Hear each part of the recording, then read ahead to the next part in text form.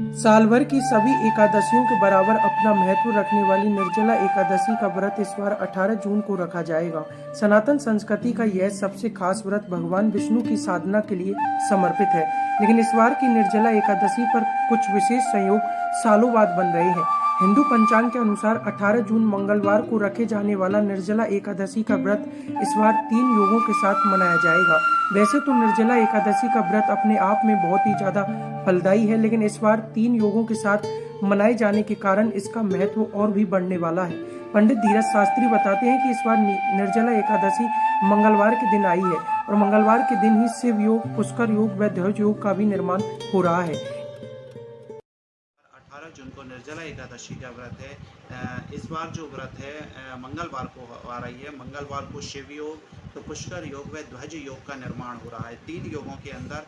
तो इसके कारण यदि आप भगवान विष्णु के साथ साथ भगवान शिव की भी इस दिन पूजा करते हैं तो आपको इस एकादशी का अनंत गुना पुण्य मिलेगा। इस एकादशी का यह महत्व है कि यह निर्जला एकादशी के दिन से सूर्योदय से लेकर के द्वादशी के सूर्योदय तक जो व्रत किया जाता है वही निर्जला एकादशी कहलाती है। इसमें बिना अन्न और बिना जल ग्रहण किए यह व्रत किया जाता है। यदि आप बिना अन्न जल और ग्रहण के इस गर्मी के मौसम में यह करना बहुत कठिन होता है, तो इसके कारण इस व्रत को करने वाले को संयम का पालन करना पड़ता है।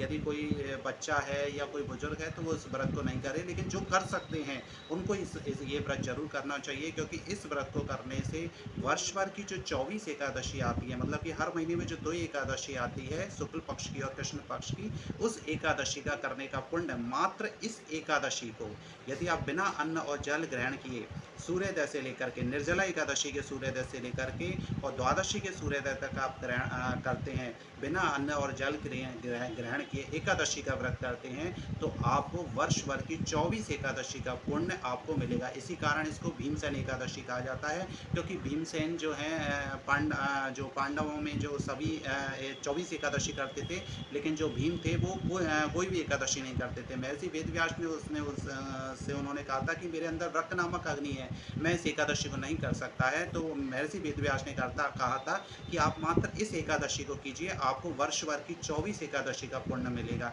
इस एकादशी को करने से आपको उत्तम स्वास्थ्य की प्राप्ति होती है, लंबी आयु की प्राप्ति होती है और मोक्ष की प्राप्ति होती है।